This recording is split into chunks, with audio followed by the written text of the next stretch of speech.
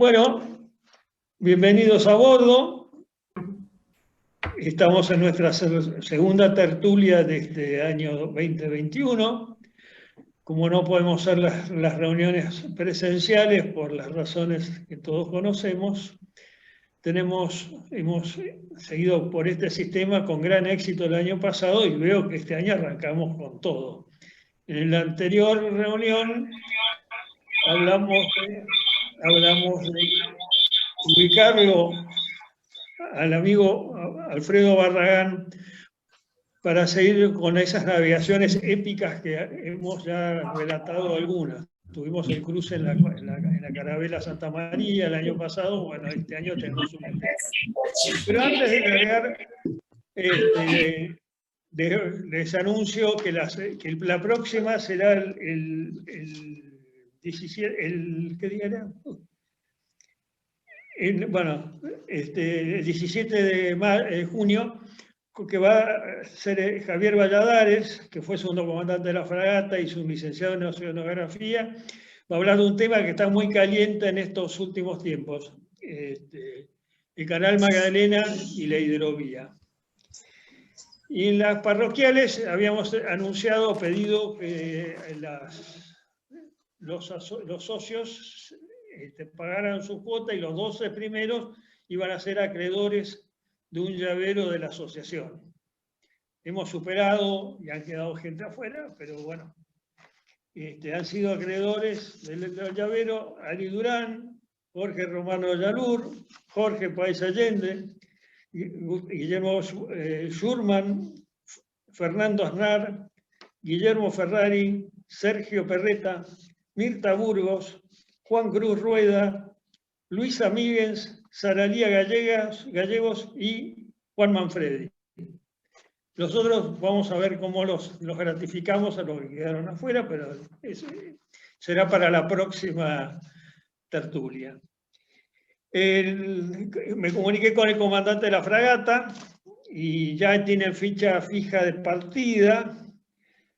Zarparán el 31 de julio hacia el sur, pasarán por Magallanes y visitarán Chile y Perú, volviendo después de vuelta al Atlántico, pues también por Magallanes, y hacen la escala en Uruguay y después arribarán destino definitivo el Mar del Plata.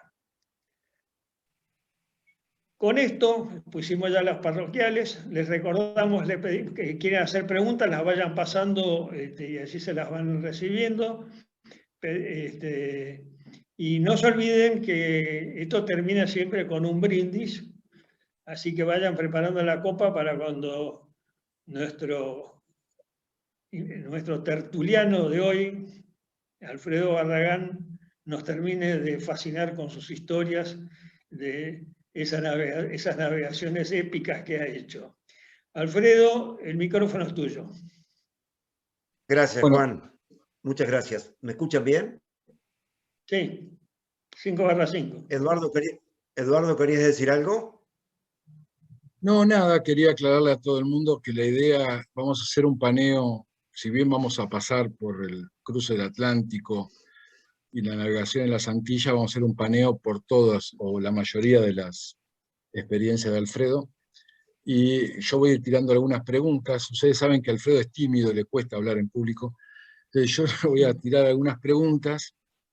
Él va a iniciar con su charla y si pueden a través del chat o a viva voz van agregándole algo que pueda darle un poco de continuidad a esta charla. La idea no es dar una conferencia, sino irnos nutriendo de su experiencia. Así que adelante, Alfredo. Bueno, gracias a todos.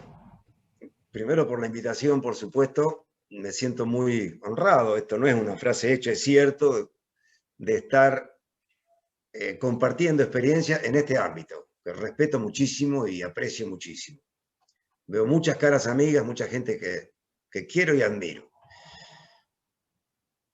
Soy grande, como muchos de ustedes, tengo 72 años. Estoy activo, estoy plenamente activo, haciendo las mismas cosas de siempre. Y ha sido una campaña larga de 50 años en el cual hemos logrado realizar 30 expediciones en 5 continentes, en montañas, en ríos, en mares, en el aire. No pienso salir de acá. ¿Perdón? Sí, sí, no. Bien. Este es simplemente el marco que quiero pintar para concentrarnos en lo que hemos acordado, que son aspectos más de navegación. Pero la vida me llevó a subir a la Aconcagua, el Kilimanjaro en África, el Mont Blanc en los Alpes, a estar al pie del Everest en el Himalaya, etcétera, etcétera, en materia de montañas, a hacer la primera navegación completa del río Colorado de Argentina cuando éramos unos pibes, allá en el 73, teníamos 22, 23 años, y nos enteramos que el río Colorado nunca había sido navegado y no lo podíamos creer, decidimos hacerlo y logramos hacerlo. Y yo sentí en ese entonces, si bien visto desde hoy hacia atrás, viéndolo desde ahora, parece algo menor, en ese entonces sentí que había hecho una expedición de las que soñaba. Y ese cuarteto fue la base sobre la cual formamos esta asociación CADEI, con la cual hemos hecho todas estas expediciones. Pero somos un puñado, 25, 30 personas, los que completan la nómina de todas las expediciones. Después vino la Aconcagua, 1, 2, 3, 4, 5, 7 veces, con distintos objetivos, incluida la cumbre alguna vez. Después vino Atlantis, para ponerlos un poquito en la secuencia, en el año 84. Y después de Atlantis, cruzamos la cordillera en globo en el año 91. Me gustaría saber si me están escuchando porque temo... Ah, son las fotos que vos has puesto, está bien. Está bien. Sí. Cruzamos la cordillera en globo, volando en un globo de aire caliente, en 2 globos de aire caliente, a 8.500 metros de altura por sobre la cumbre del Tupungato.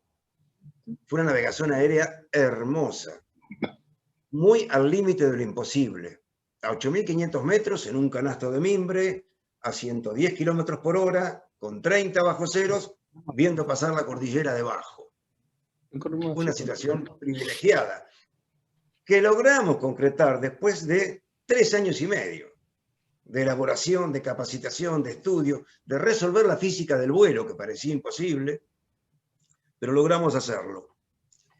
Para variar de ámbito, hemos estado en la Antártida, allá en el 2007.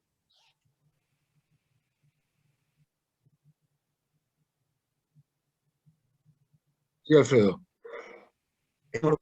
Estuvimos en 12 bases antárticas y logramos hacer algo de montaña, bastante de buceo y todo tipo de diversiones, digamos. Parecía Disneylandia, porque realmente salíamos de una actividad y entrábamos en otra. Fue un viaje fantástico y trajimos un trabajo documental muy, muy importante en fotocine. Para variar de ámbito, me voy de la Antártida y cruzamos el mar de las Antillas en kayak. Cruzamos desde Venezuela hasta Puerto Rico, siguiendo el arco de las Antillas, 1.600 kilómetros en kayak, 3 kayaks individuales sin ningún apoyo externo. Y ya vamos a entrar en eso con más detalle. Y este es el marco de expediciones. La foto que están viendo es de la primera. Estaba flaquito, por lo que veo, no tenía panza.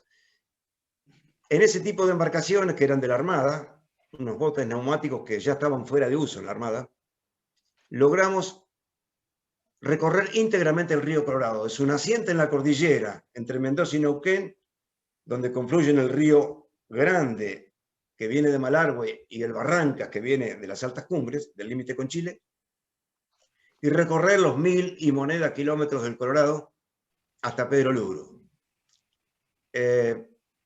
Hay una peliculita por allá en YouTube dando vuelta, una cosa bastante simple, pero que le puede mostrar de qué se trata. No me quiero quedar con la foto esta, simplemente le digo, fueron 27 días de remo, de los cuales 23 con viento en contra, muy esforzado. Destruimos los botes en los rápidos y en zona de tronco semisumergido, pero logramos hacerlo en un viaje que nos llenó de orgullo cuando escuchamos que lo calificaban como de descubrimiento. Era la primera navegación completa de este río argentino. Y la Alfredo, realidad es que, sí. el grupo de estos que hicieron este recorrido son la base de lo que fue después todas tus aventuras. Sí. Estudiaba yo Derecho en Mar del Plata, navegaba a vela en el Náutico Mar del Plata, y en ese ámbito es que me entero que el Colorado nunca había sido navegado. No lo podía creer, comencé a averiguar en prefectura, en el Servicio de Hidrografía Naval, en distintos ámbitos que tenían que ver con la navegación, y no había ningún dato de navegación en el río Colorado. Era un motivo para hacerlo. Yo tengo un espíritu deportivo, me gustan los desafíos y tengo pasión por hacer en la naturaleza. O sea, amo la naturaleza. Y si no se la conoce, me gusta más.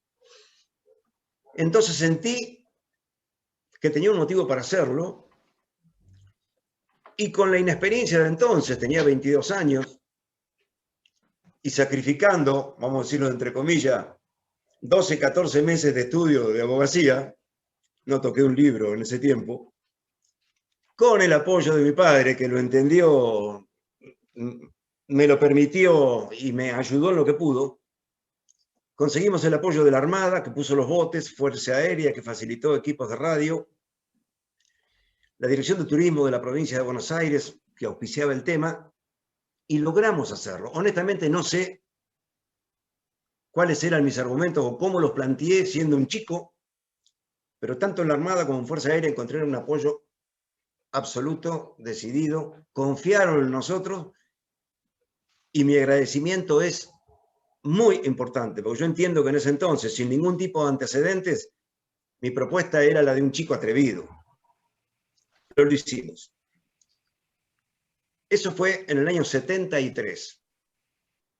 En el 74 decido subir a la Aconcagua y logro concretarlo 4 años más tarde.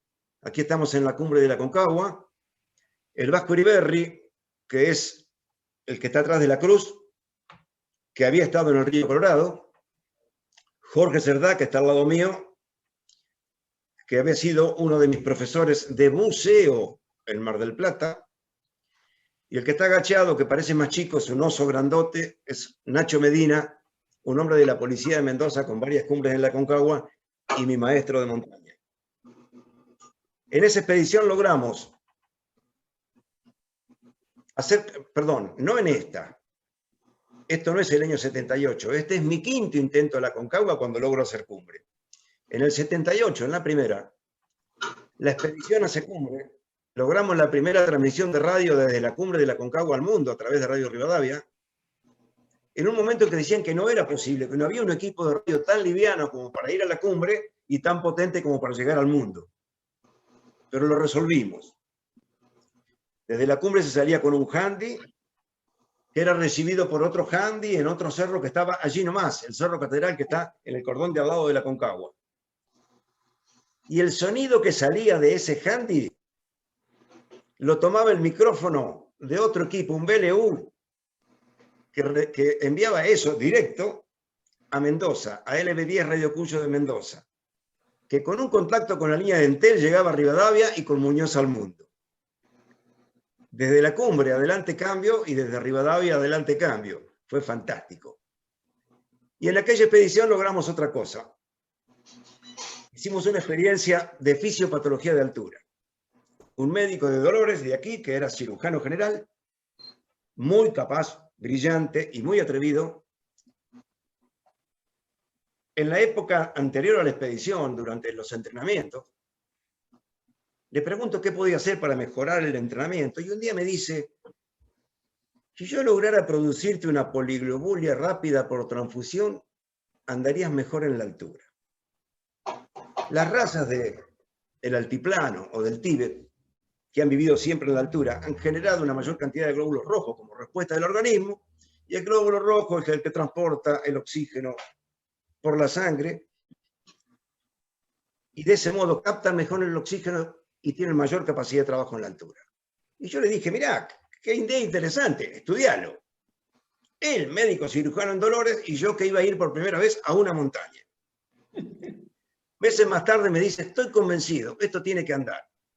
Para hacerlo más corto.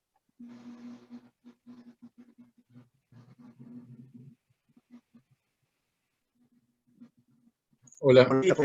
Desde Mendoza a Plaza de Mula, y 3 buzos fuimos transfundidos en Plaza de Mula a 4.230 metros de altura. Y fue un éxito. Nuestra capacidad de trabajo aumentó notablemente, nuestra frecuencia respiratoria bajó. Recuerdo que el promedio que teníamos en reposo era de 120, bajó a 67 en los 40 minutos de la transfusión. No tuvo efecto sobre el mal de altura, sobre el edema cerebral, que lo sufrimos igual, pero fue una experiencia interesante que dio la vuelta al mundo como una novedad en fisiopatología de altura. Alfredo. Aquella fue la expedición del 78. Sí, decime. Me preguntan en el chat si están disponibles los audios de la expedición cuando transmitieron a la radio, si sabés en algún lado donde se pueden escuchar.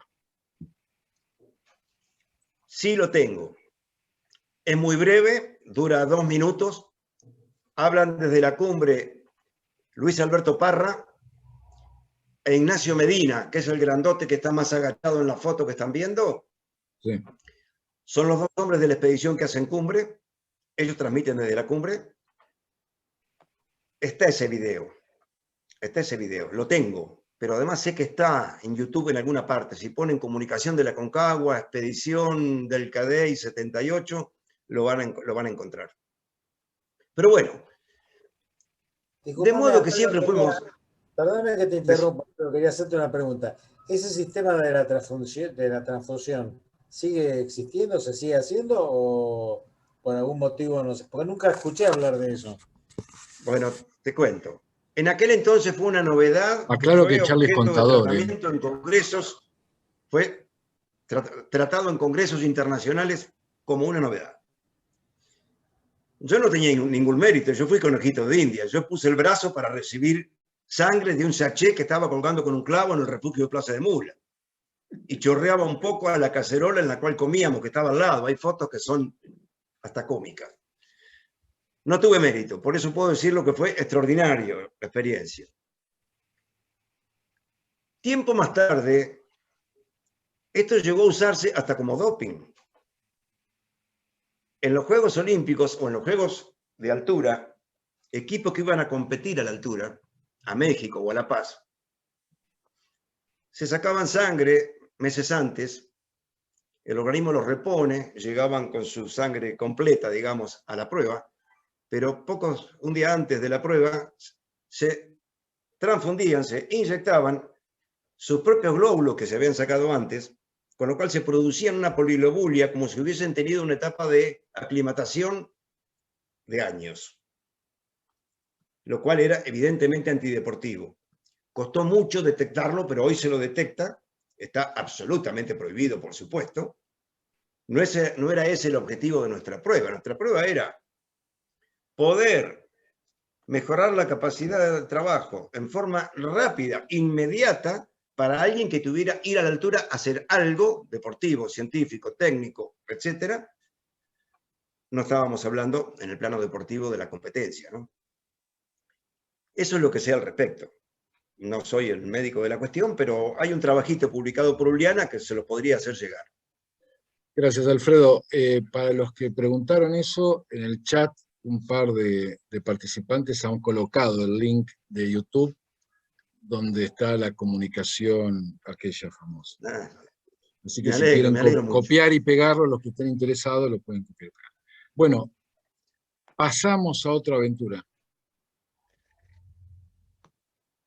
¿Estás viendo esta gente es la misma que estaba en la otra foto, pero en cuero? Estos son mis compañeros de Atlantis, con los cuales logramos concretar aquel sueño que nació en el año 80. La decisión de cruzar el mar en balsa es del 14 de abril del 80 a las 20 horas.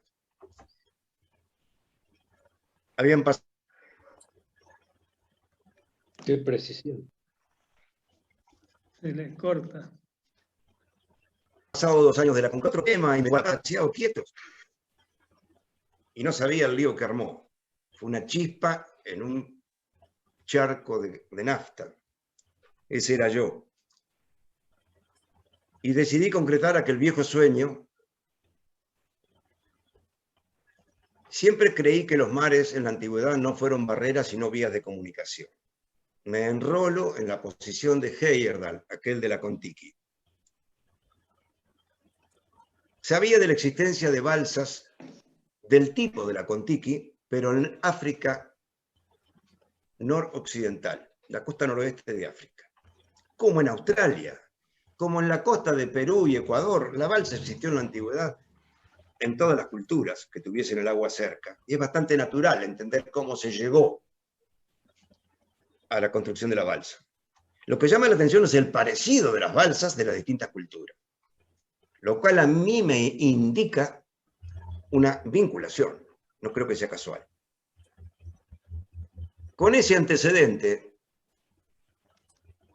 he llegado a mí de casualidad, esas revistas que lees en el dentista o la peluquería haciendo tiempo, que la cultura olmeca, primera cultura mesoamericana,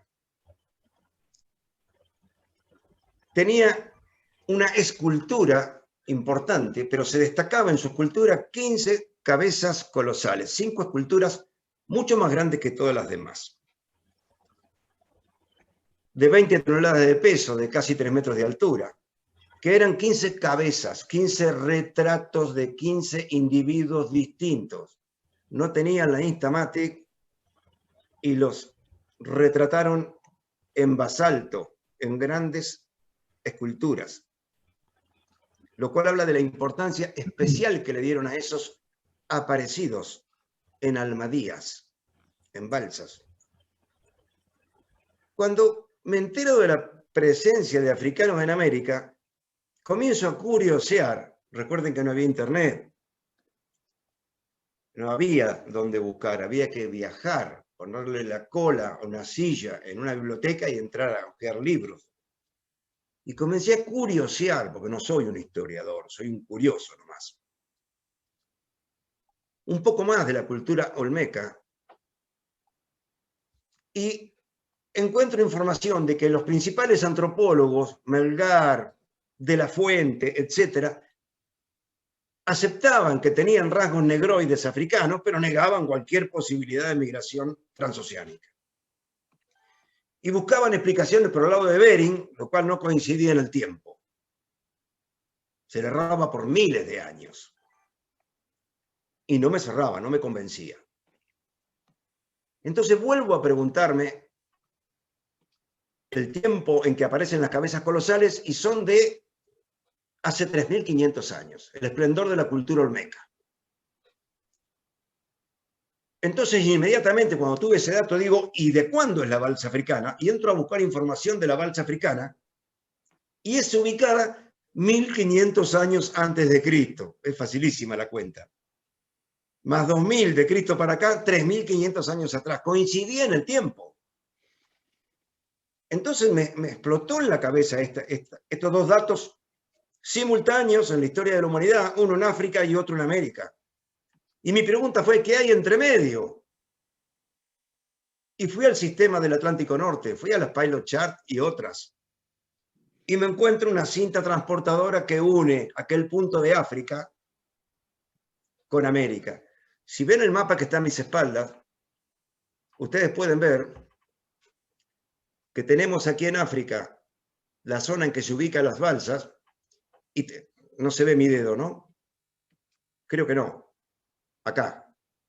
Y del otro lado tenemos las cabezas olmecas, y entre ambas esa cinta transportadora, que está constituida por la corriente de las Canarias, que baja de España, pasa por Canarias, y dobla, vamos a decir, a la izquierda. Primero viene con un rumbo que es al sudoeste, y luego se pone al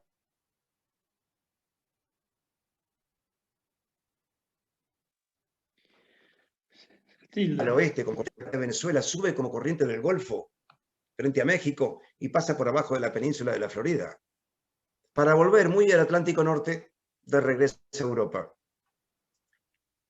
Cuando veo esa cinta transportadora, esa corriente de las Canarias, Me pregunto además por los vientos, y por supuesto, uno de los motores de esa corriente son los alisios, del este-noreste. Lo cual me dice que si tiro un corcho, una botella, algo que flote en la costa noreste de África, va a cruzar el Atlántico y va a recorrer la costa norte de Venezuela. Cuando tuve los tres datos en la cabeza, la balsa, las cabezas olmecas y este sistema de corrientes y vientos, dije, esto fue así. Y pocos meses después vendí algo y me fui a exponer esta idea, no me atrevo a llamarle teoría, en el Museo de Antropología e Historia de México, capital. Yo no tengo fortuna.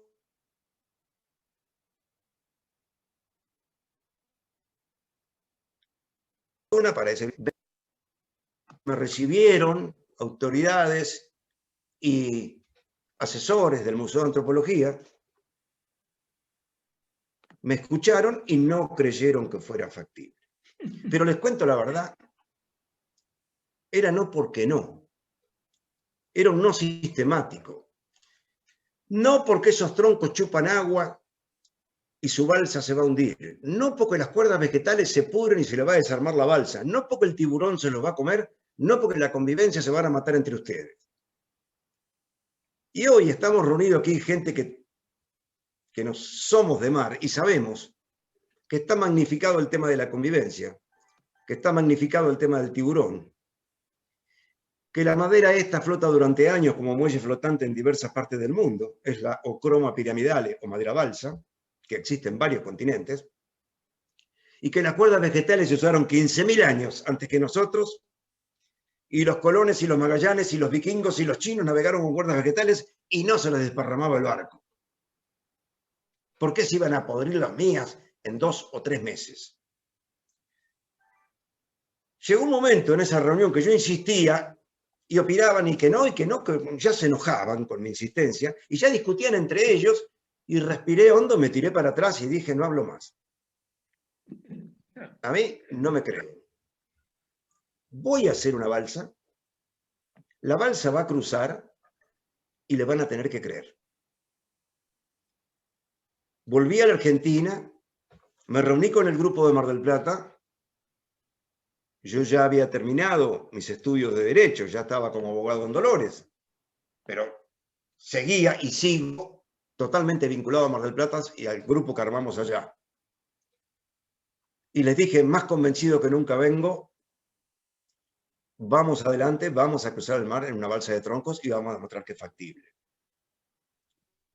Estamos hablando del año 80-81 y recién pudimos concretarlo para el 84. Pero no quiero irme demasiado por las ramas porque podríamos hablar in eternum sobre el tema, así que prefiero, Eduardo, que ustedes vayan preguntando lo que les interesa y yo trataré de ser más breve en las respuestas. Yo te hago una pregunta. La Kon-Tiki, la balsa de Vital Alzar, y ustedes Sí. usan el mismo aparejo para la vela. ¿Eso es Sí, porque tenías estudios de que eso era así? mira. La Viste que aclaración mencioné es hace que unos Vital minutos. Alzar fue al Pacífico, cruzó por el Pacífico a Australia, para los que no recuerdan tu... Ahora les cuento. Vital Alzar fue uno de mis principales apoyos. Tomé contacto con él por radio. Él había cruzado 2 veces el Pacífico en balsa. Vamos a hacer un poquito de historia. En 1947, la Kon-Tiki, encabezada por Thor Heyerdahl, noruego, cruza del puerto del Callao, Perú, a la Polinesia. 100 días de navegación. Demostrando que las culturas americanas, con la balsa Huancavilca, la balsa que tenían, pudieron haber cruzado el Pacífico arrastrado por vientos y corrientes y haber llevado su influencia cultural a los pueblos de la Polinesia. 1947.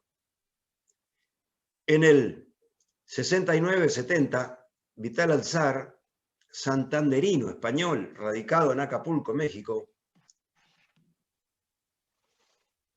cruza desde el Callao, Perú, pero no a la Polinesia, continúa hasta Australia, 160 días. impresionante. La balsa que usaron era parecida, si buscan los grabados los van a ver, a la balsa americana precolombina y a la balsa australiana de aquel entonces. Similar en la estructura, similar en cuanto al mástil bípode, similar en cuanto a la vela cuadra, con una característica: no tenía timón. Usaba la navegación aguara, un conjunto de orzas en proa y en popa, que con su conjugación permitía corregir el rumbo. Obviamente, con vientos francos, y no le pidan que ciñera, obviamente. La balsa africana, si ven el grabado de las balsas africanas, es del mismo tipo. Un número impar de troncos, troncos transversales para la estructura, un mástil bípode, que ahora voy a hablar de eso, una vela cuadra en proa y guaras, no sé cómo le llamaban, conjunto de orzas y sin timón. ¿Qué fue el problema de la Kon-Tiki? La Kon-Tiki no pudo explicar el timón que llevaba. Y a Heyerdahl se le pegó mucho por eso, se lo golpeó por eso. Él guardó silencio, nunca respondió. No le llamaba timón, le llamaban espadilla de gobierno, pero no timón. Si ustedes ven mi libro, que sacamos hace unos años con el apoyo de la Armada, ahí pongo en el libro una carta de Thor Heyerdahl con el cual tuve contacto. Después de Atlantis, recibo una carta de Heyerdahl extraordinaria, donde habla muy bien de nuestra balsa, de la legitimidad científica de Atlantis, sobre todo por haber cruzado la más pura navegación aguara. Me largué a llorar. Él, que fue criticado por haber usado un timón que no existía, él me escribía de la pureza de Atlantis por no haber llevado timón. Es mi tesoro más preciado. Respecto al mástil que les hablaba, ¿por qué la balsa africana deduzco tenía también un mástil bípode como este y una vela cuadra? Esta balsa de tipo africano tiene 3.500 años, pero 1.500 años antes que ese tiempo, hace 5.000 años, los egipcios ya utilizaban barcos de otro material, de papiro, pero con este el mástil bípode y con esta vela cuadra. Seguramente ustedes ya lo tienen presente en la memoria a la imagen de los barcos de los egipcios. ¿Egipcios dije o me equivoqué? Sí, egipcios, Sí. dijiste egipcios. Sí. Bien. Es fácil suponer que si este aparejo existía en la costa norte de África para la cultura egipcia 1.500 años antes, en 1.500 años este dato pueda estar en la costa noroeste, fuera del Mediterráneo, ya en el Atlántico. Para nada difícil suponer, porque estaban tan cerca que es dado suponer que de allí viene el origen de este mástil. Tomé contacto con Vital Alzar gracias a Facundo Cabral, a quien yo no conocía, pero un día me entero que Facundo Cabral... No, Vital Alzar hablaba de su amigo argentino Facundo Cabral. Me fui a un recital de él para preguntarle si me contactaba con Vital Alzar, lo hizo, y terminé en la casa de Vital Alzar, para lo cual vendí otra cosa, voy a México de nuevo, y estuve 20 días en su casa hablando de balsas. Año 81. Yo ya estaba decidido a hacer la balsa. Cuando le dije que tenía pensado llevar los troncos desde América, su cuestionamiento no fue por la legitimidad, porque la madera es la misma, es la croma piramidales. Yo le digo, mirá, no puedo ir a África sin un peso. No voy a llevar sponsor, no voy a aceptar sponsor. Llevo nada más que la bandera argentina. Llevo auspicios institucionales, pero no manejo dinero. No tengo cómo ir a África, donde no hay vinculaciones diplomáticas con esos pueblos del noroeste de África, como para decir, hola, soy un simpático argentino que voy a hacer una balsa, necesito de todo. Necesito dormir, comer, moverme, herramientas, gente, equipar la balsa. ¿Por qué me iban a dar ese apoyo? Mientras que yo podía armar la balsa acá, con la misma madera, llevarla armada y simplificar la cosa. Y él me decía, en cuanto a la madera no hay ningún problema, pero te vas a volver loco. Buscar los troncos en Ecuador, llevarlos hasta Argentina, hacer la balsa en Argentina, trasladarla hasta Canarias, ponerla en el agua. Lo veía más complicado. Y honestamente creo que fue un acierto. Era más trabajo, pero todos eran pasos asequibles. Eran todos pasos que podíamos lograr, concretar. Y Atlantis fue eso, una sucesión de pasos que terminó el día 18 de mayo del 84, en que poníamos Atlantis en el agua, 4 días antes de zarpar. Ese día supe que estaba hecha. No tenía la menor duda que la balsa cruzaba. No nos precisaba, ¿eh? Simplemente fuimos de colado, como testigos de que la balsa cruzaba. No había guardia, no había nada que tomar, no había un timón que mover. Y cazar una escota o una braza, más o menos, nos permitía modificar el rumbo siempre al oeste, un poquito al sur, un poquito al norte, con solo 30 grados dentro de nuestra voluntad y 330 grados ajenos a nuestra voluntad. Si no hubiésemos ido, Atlantis estaría destruida en algún lugar de la costa de Venezuela, sin nosotros. Estoy absolutamente seguro. De modo que fuimos los privilegiados que pudimos venir arriba viendo cómo cruzaba. Eso es lo que siento hoy, eso es lo que sentía antes, y hoy tengo la alegría de decirlo, no estaba equivocado, fue así, y estoy seguro que si pongo 10 balsas, es muy probable que todas lleguen. Puede haber otro tipo de accidente, puede haber una tormenta, pero en cuanto al rumbo, estoy seguro que las que llegan ahí. Igual supongo que la vela, por ser de la fragata, contribuyó a llegar también. Ay, pero por supuesto. Hermosa pregunta. Estábamos haciendo la balsa al Mar del Plata, en el astillero Contesi. El astillero Contesi es el astillero grande que está pegado al Club Náutico. Yo tenía armado el proyecto, los troncos estaban viniendo para Argentina en un barco de Elma, recuerden. ¿Cómo conseguimos el apoyo de Elma? Gracias a la Armada. Mi madrina fue la Armada. Yo había llegado a la Armada con el proyecto, a ver un capitán Pirra, Luis Alberto Pirra. Tenía 30 años, había hecho el Río Colorado y el Aconcagua, pero esto era un salto muy grande. Y voy, le digo, soy de Dolores, soy abogado, tengo un proyecto de navegación que en su familia navegan. No, mi padre, mi abuelo, mi bisabuelo, todos eran abogados. Le expongo el proyecto, quiero cruzar el mar en una balsa de troncos sin timón, desde África a América, para demostrar que el africano pudo hacerlo 3000 años antes que Colón. Necesito obtener los troncos o en la India o en África o en Venezuela, Perú, Ecuador, en la misma madera. No sé todavía de dónde.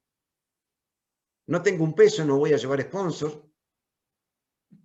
Somos un grupo de románticos y no me imagino un signo peso alrededor del proyecto. No puede haber un contrato publicitario, no tiene nada que hacer una marca al lado de la bandera argentina, porque lo siento así.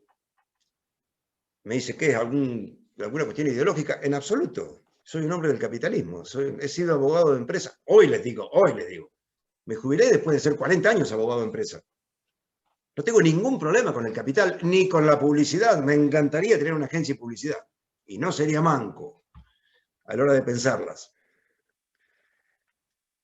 Pero si te vas a jugar la vida en un proyecto, y si te das cuenta que va a ser una expresión argentina notoria, tenés que asumir la responsabilidad de que sea bella, que sea positiva, lo más bella posible, lo más positiva posible, lo más útil posible. Y ahí no puede haber un signo de pesos metido para nada, que despierte la más mínima sospecha de que tenés un interés distinto al más puro espíritu deportivo, al más puro espíritu patriótico, digo atrevidamente.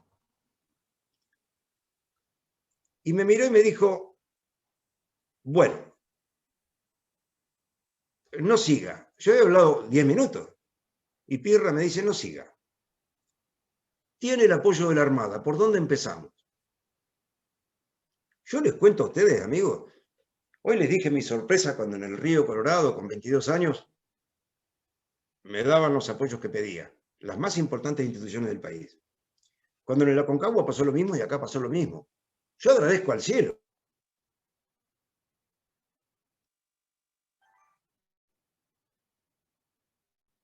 Plenamente cargo de lo que planteo y de lo que digo. Y hace 50 años que esto funciona. Y de la mano de la Armada conseguimos el apoyo de ELMA, de Aerolíneas, etcétera, etcétera. Y ya no era un loco suelto de Dolores planteando un proyecto, sino que había instituciones importantes que acompañaban en las gestiones. Y yo soy incapaz, porque no lo sé, de decir cuántas instituciones, y mucho menos cuántas personas, hicieron Atlantis.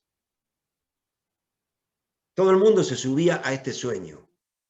Como les contaba hoy de Barrone, que está por allí, en este grupo sé que está por allí, Juan José, viejo hermoso, octogenario amigo, que yo no lo conocía y un día llamó para decirle, estoy mandando tal cosa, y mandó elementos que necesitábamos. Y como él, tantos.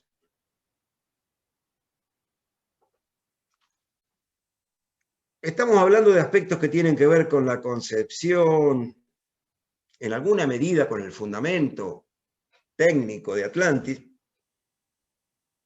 pero ustedes deben tener preguntas más técnicas aún. Querrán saber velocidades, flotabilidad, rumbo, etcétera, cálculo, que por cierto lo hubo, así que adelante con las preguntas. Antes de entrar con alguna cuestión técnica, preguntaron en el chat cómo se cuidaban del sol. A la gente le encanta eso. Primero vamos a poner en contexto. En el año 80-84 no había conciencia de la gravedad de la exposición al sol. No existía el concepto pantalla solar ni una pantalla solar.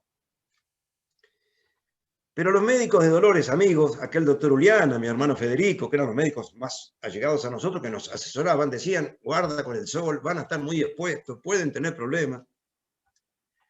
Y un laboratorio de una ciudad cercana a La Plata estaba desarrollando una crema, una pasta, que rechazaba la luz solar. Estaba experimentando. Y nos preguntaron si queríamos probarla. Y dale, y nos mandaron 2 potes que parecían 2 kilos de dulce de leche. Cuando salimos de Canarias, por más que tuvimos 4 años de organización, de planificación, de previsión, de todo modo las últimas horas fueron frenéticas. Comenzamos a bajar de Canarias, de los 29 grados norte a los 11, 12 norte, que era donde yo quería andar. La balsa fue sola para ahí, Solamente chequeamos que iba por ahí como yo suponía que iba a ir. Comenzamos a bajar hacia la zona ecuatorial. Empezó a aumentar la temperatura. Salimos en Canarias con 18 o 20 grados y ahora estábamos en el mar con 25, 27. Nos empezó a quemar el sol y alguien dijo, che, esto nos va a hacer mal. Vamos a buscar la crema pantalla. Esa crema, no lo llamamos crema pantalla, la crema para el sol. La buscamos, no estaba. No la encontramos. Lo comentamos por radio y los médicos se escandalizaron. A partir de ahora están en peligro. Era todo dramático. Y de Canarias nos dicen, no la busquen más. Está acá, quedó acá. No había crema. Estaba un día picando un salamín. Y me estaba engrasando las manos. Yo me cuido, uso lentes de contacto, ya los usaba. Y si me llego a tocar, me empaño el parabrisas. Entonces trato de no tocarme los ojos. Los convido a mis compañeros y cuando voy a lavarme las manos me doy cuenta que ya no estaba más la grasa.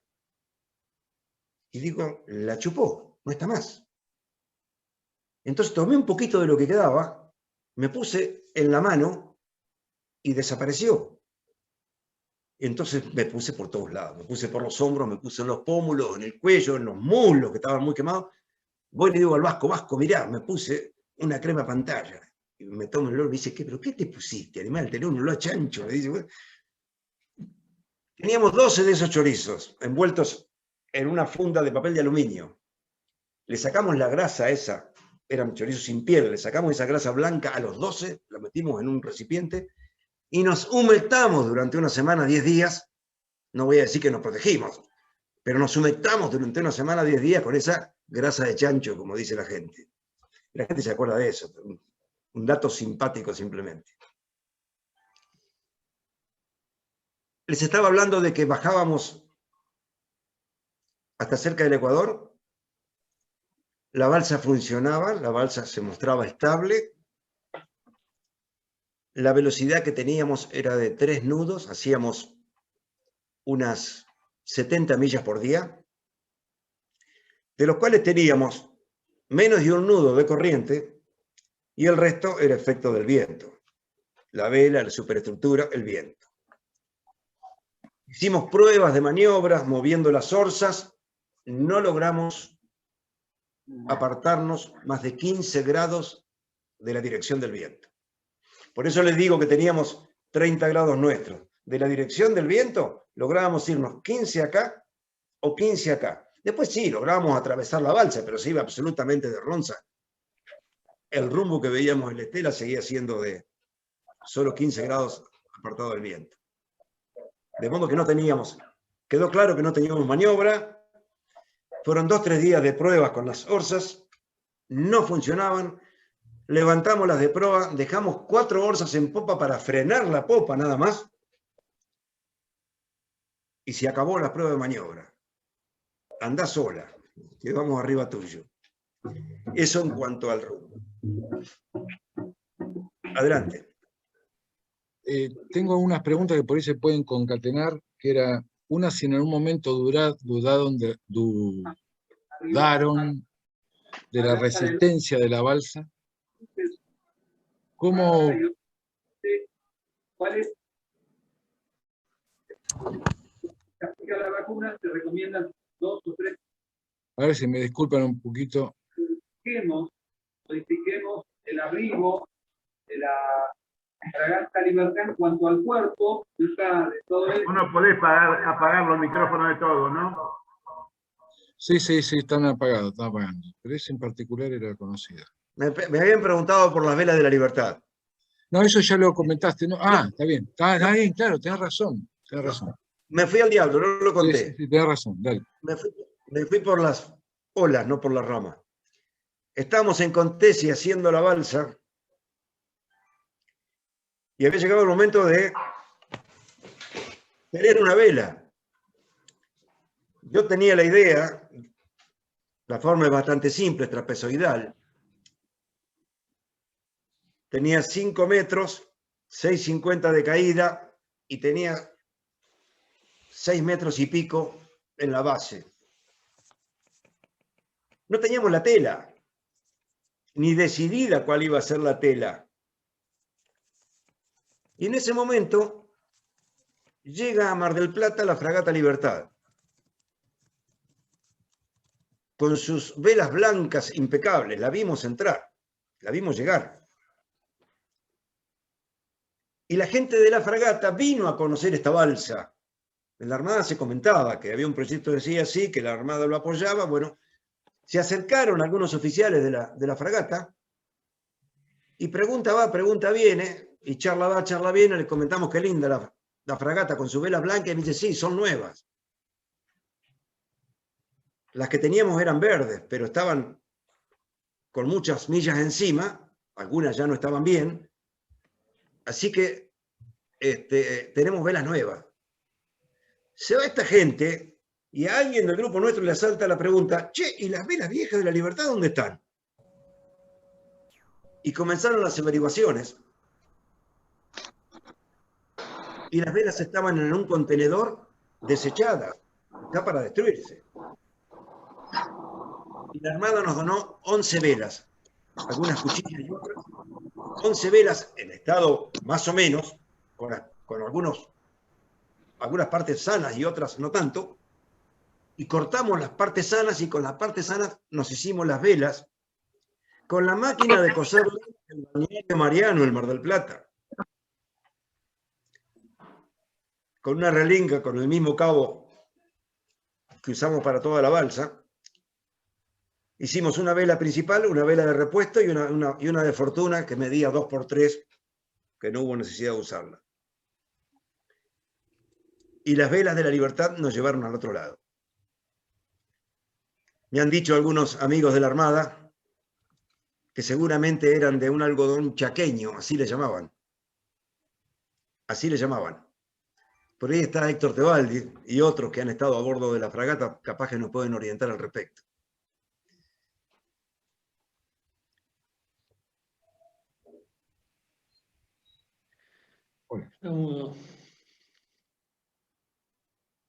Bueno, había otras preguntas que por ahí surgieron en el chat, que son, por ejemplo, ¿cómo se iluminaban de noche? ¿Cómo hacían para que nadie los pase por arriba? Estando navegando, encima navegarían bastante lento. Otra es, ¿qué tipo de energía tenían? Y la pregunta que me hago, y que muchos se harán también, es qué tipo de instrumental tenían para saber a dónde iban. Ok. Porque la corriente, vos podés tener una idea, pero ¿en qué lugar estaba situado? En la parte que... Vamos por parte. Primero, teníamos 2 paneles solares con los cuales cargábamos 2 baterías grandes. Con esas baterías le dábamos luz a una luz blanca de tope en el palo, única luz de la balsa, por una exigencia razonable de las autoridades de puerto en Canarias, y una pequeña luz interior dentro del rancho, que nos servía de abrigo por la noche. Ese mismo sistema nos daba energía para el equipo de radio, los 2 equipos de radio. Yo tenía un 7 Bravo, un Yaesu de solo 50 watts de salida, de potencia, con una dipolo que estaba entre el tope del mástil y la popa, y teníamos además la alternativa de una vertical, una de bobina, un látigo, en popa, con un plano de tierra que era una placa de cobre que estaba colgada a uno de los troncos. El sistema de radio funcionó de manera fantástica.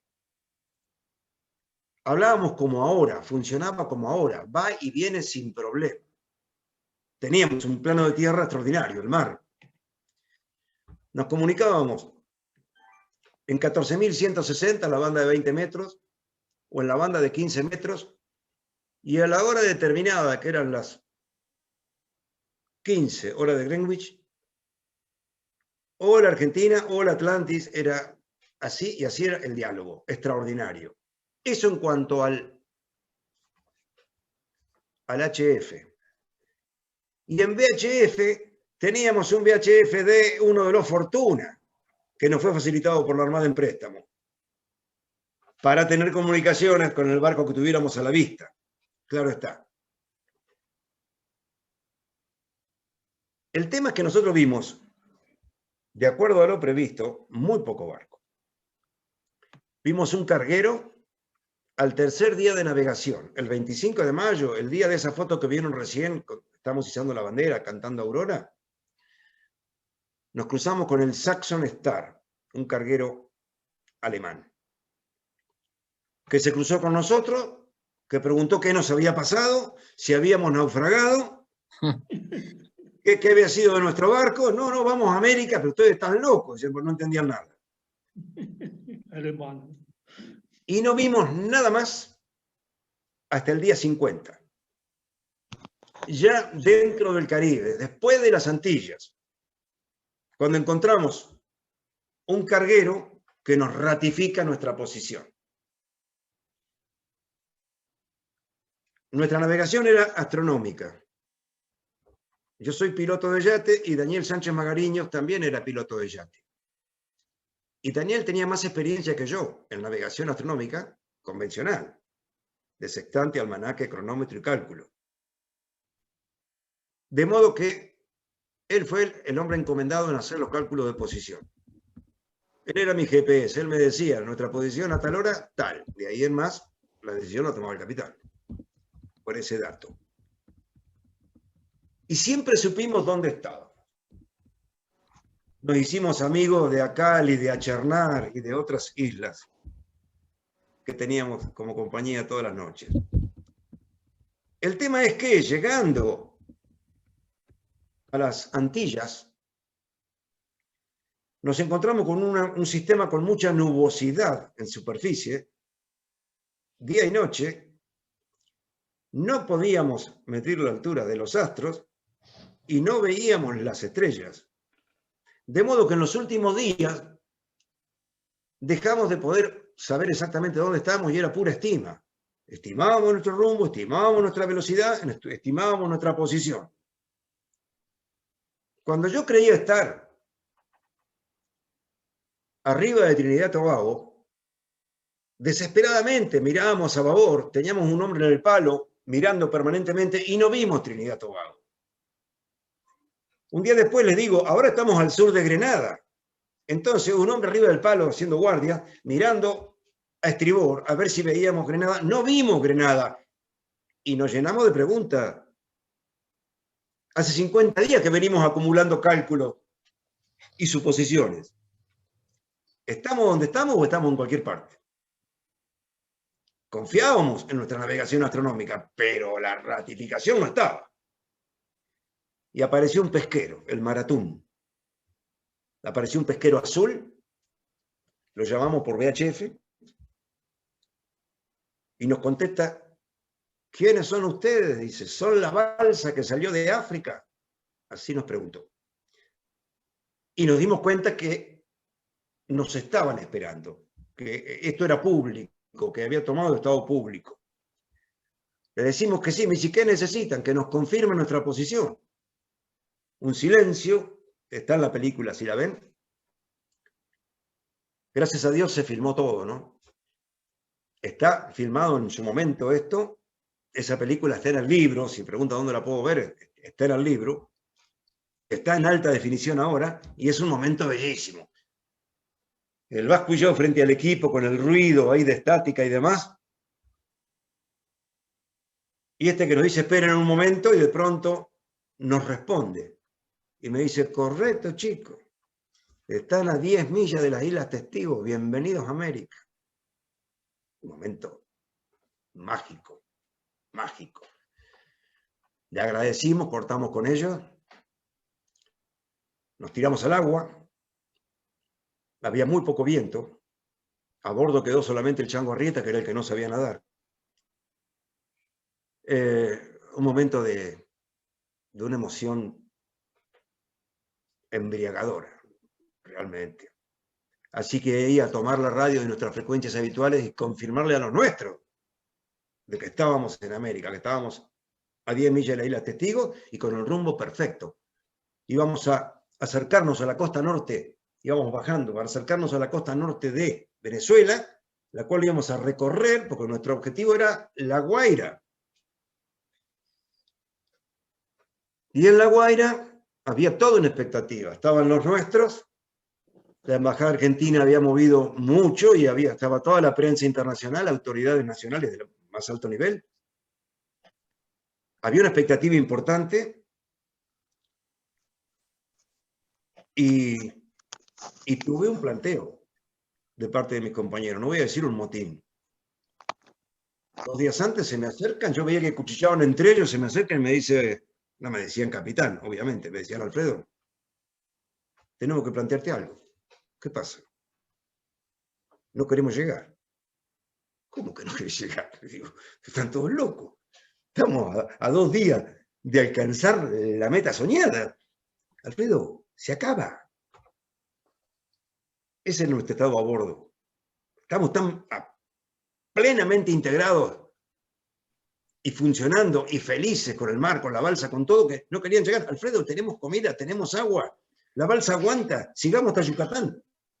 Y yo, pero no podemos. Le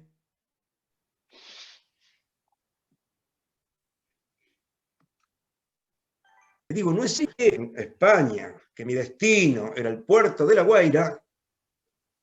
Estábamos en la Escuela de Náutica de Canarias. Y un encumbrado marino que, como dueño de casa, me acompañaba en el estrado, cuando yo digo, voy al puerto de La Guaira, me toca el hombre y me dice, no sea atrevido, mozo. Me dice. El puerto de La Guaira tiene 70 metros de boca y está acá a 5.000 kilómetros. Yo he entrado con un barco de la Real Armada Española. Usted no me puede decir que sale de aquí, va a navegar 5.000 kilómetros sin timón y va a entrar al puerto de La Guaira. Es que es mi destino, le digo. Usted es muy atrevido, me dice. Discúlpeme, se levantó y se retiró. Un momento feo. 80 o 100 periodistas de toda Europa y yo anunciando que pasado mañana. Respiré hondo y le digo, estoy convencido de lo que he dicho, lamento este momento. Pero por favor, miren nuestro pasaporte. Tomé los pasaportes de mis compañeros y le digo, la única visa que tenemos es Venezuela. Ni se me ocurrió pedir una visa de Cuba o Brasil o algún otro país. Vamos al puerto de La Guaira. Y les pido, por favor, anoten 14 puntos de posición. Y tomé un papel donde los tenía. Si ven atrás mío la foto que me acompaña, hay una línea marrón y hay una línea amarilla clarita. Les dije, pongan estos 14 puntos de posición en la carta del Atlántico Norte, hagan una línea que los una, esa va a ser la derrota de Atlantis. Y voy al puerto de La Guaira. Pero les pido por favor que lo publiquen, porque hace 4 años que digo, no 4 años, hace 1 año que afirmo esto. Estoy convencido. Y me gustaría llevarme impreso en un diario, en algún lado, esto que dije, es mi jugada, mi desafío. Efectivamente, el otro día estaba publicado y lo llevé.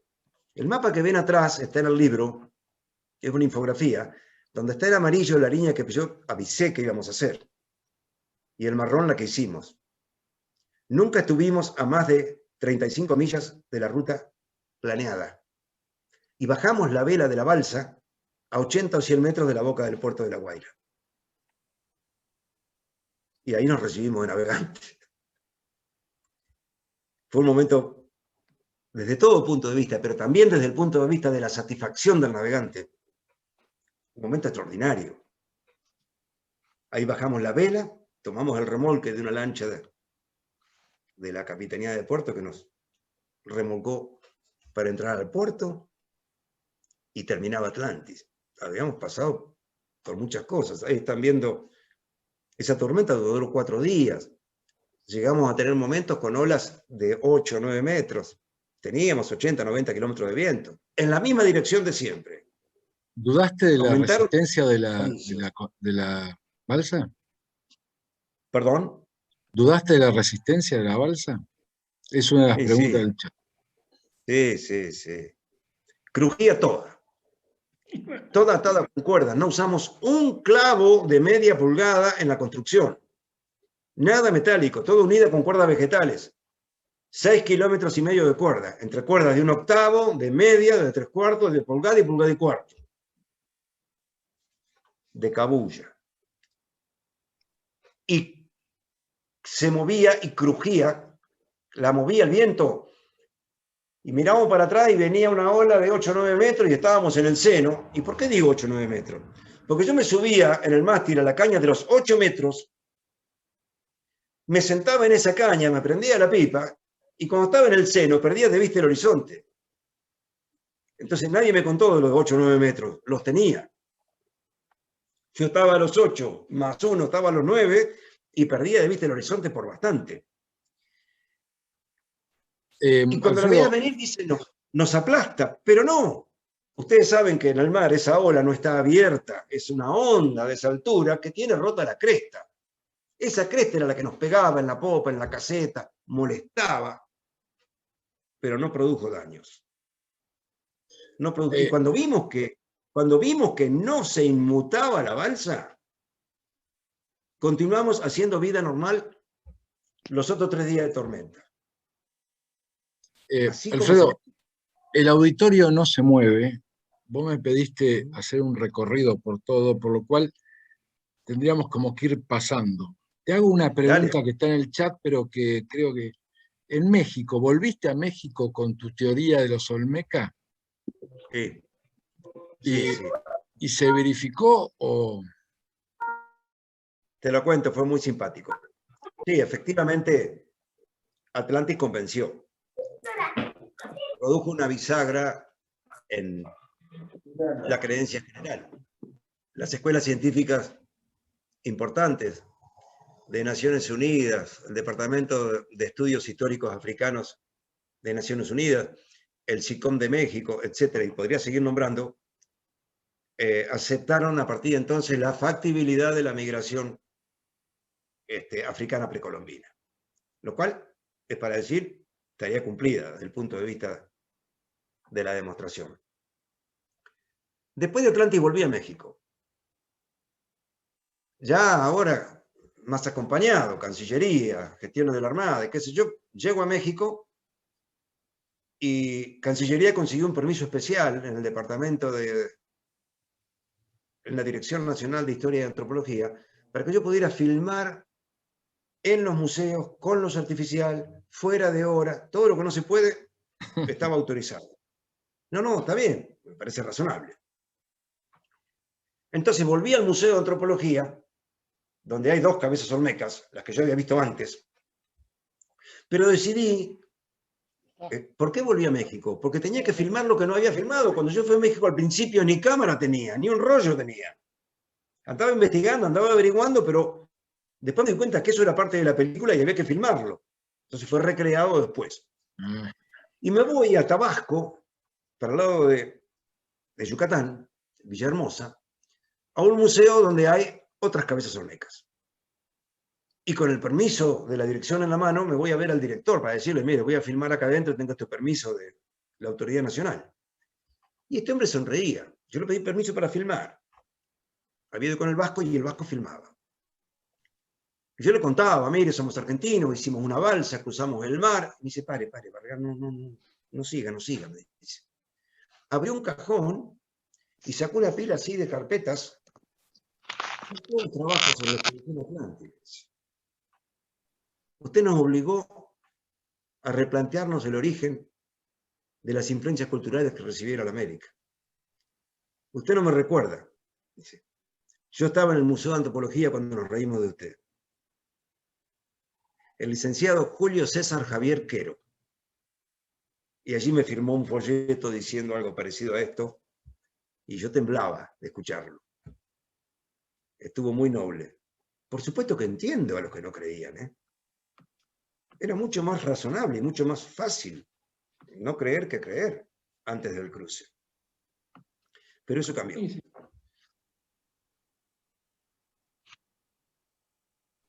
¿Esto es Mar del Plata? No, esto es en Dolores. Ah, mira vos. Hace unos años, la Armada, siempre hay algún inquieto que moviliza.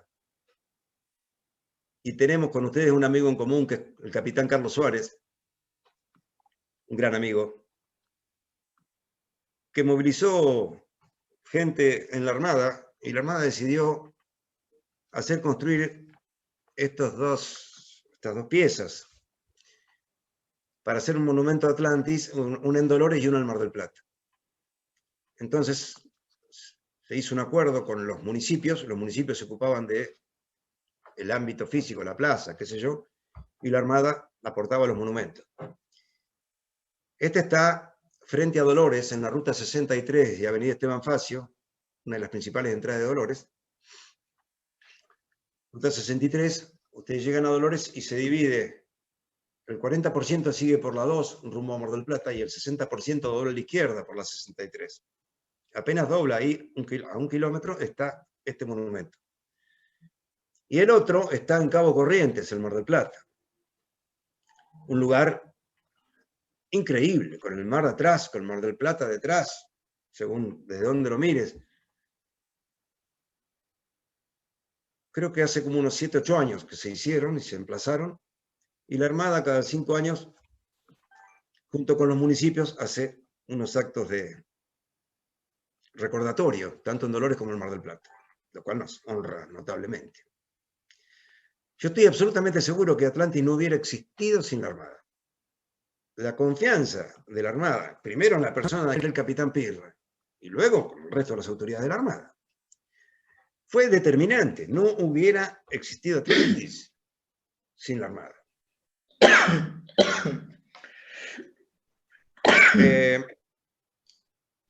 Vos me estabas preguntando, querías cambiar de tema. Quería seguir porque quiero llegar al Mar de las Antillas. Quería hacerte una pregunta acá en el chat. El Mar de las Una de las Antillas. preguntas era, ¿cuál era la maniobra que tenían prevista? Si es que tenían alguna maniobra prevista de hombre al agua, porque ustedes no tenían ninguna embarcación de apoyo, ustedes estaban solos, ustedes y su alma. Era muy interesante.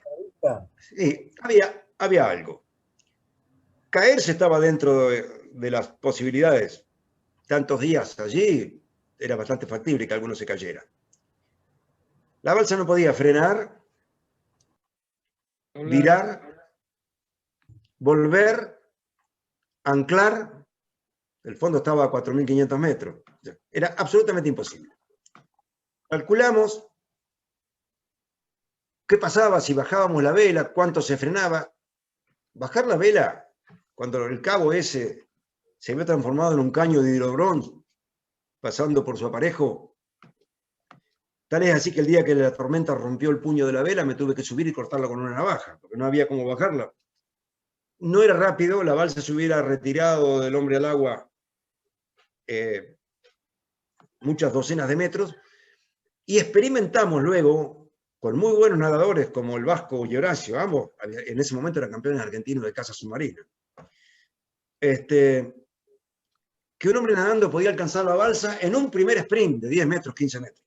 Te caíste y en un embalaje llegabas, pero no podías sostener ese embalaje a full demasiado tiempo, demasiados segundos no podía. Si la balsa se alejó 30, 40 metros, no la alcanzaban más. Entonces decidimos arrastrar un cabo flotante, un cabo de 70 metros, tomado al centro de la popa, y en el extremo final, un elemento flotante que la tuviera más o menos tensa a ese cabo, al cual hicimos una gasa cada 10 metros.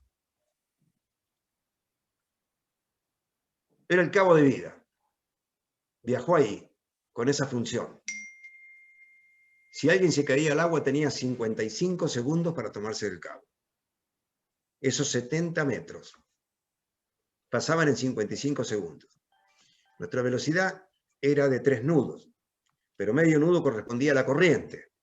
La corriente no estaba, porque iba la balsa, iba el hombre al agua, todos iban con la corriente. El tema era el viento.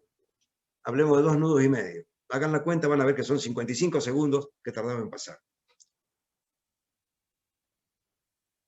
Cuando al tercer día de navegación, el Chango Arrieta, ante cierto, lo apuré un poco, confiesa que no sabe nadar, lo cual fue una sorpresa absoluta, era inimaginable. Yo lo conocí al Chango filmando ballenas y delfines en Península de Valdés con Andy Pruna, como camarógrafo de Andy Pruna. Yo participé de un trabajo de Andy Pruna, aquel cineasta cubano, documentalista muy bueno. Y el Chango era el camarógrafo, claro. Después me di cuenta que siempre lo vi embarcado, con mucha solvencia, con mucha naturalidad, pero nunca. Después me di cuenta que nunca lo había visto en el agua. Cuando el Chango confiesa que no sabe nadar, fue una bomba en el medio de la balsa. Hoy no lo veo tan así. Si vamos y le preguntamos a los pescadores de Mar del Plata, el 80% de los pescadores de Mar del Plata, los que se embarcan en pesqueros, no saben nadar. Si le pregunto a Colón cuántos de sus hombres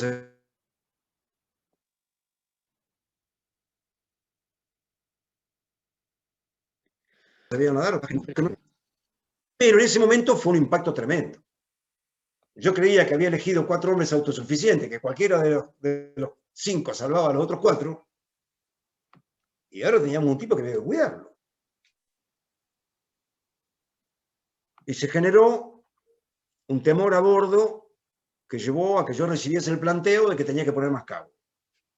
Y yo me negaba. No puedo. Tenemos muy poca maniobra. Poner un cabo más importante, más me va a retener la popa. Menos maniobra voy a tener. Y ustedes me entienden perfectamente. Y aparte es suficiente. Y que no, y que sí, y que no. Y no hubo más remedio. Me desperté al día siguiente, o a los 2 días, esta discusión, no, esta charla, esta polémica duró 24 horas. Me desperté al amanecer, o sea, me desperté, el último hombre de guardia me despertaba al amanecer.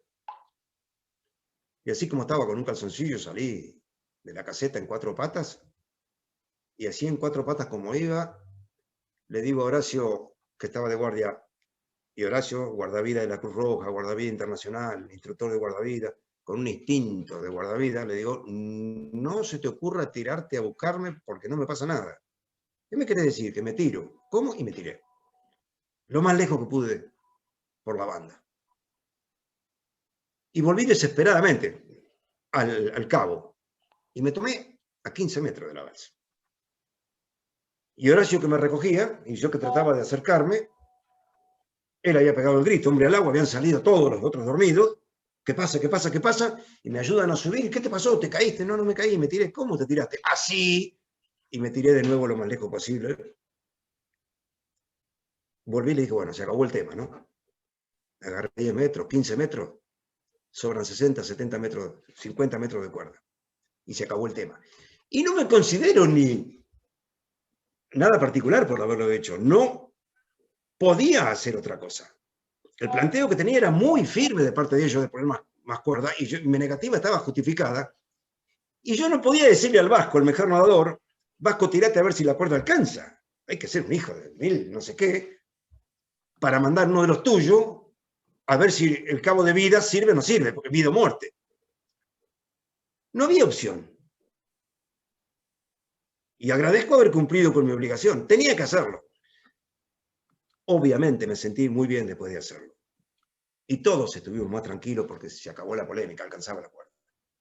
Después, eso era el 3º, 4º, 5º día de navegación.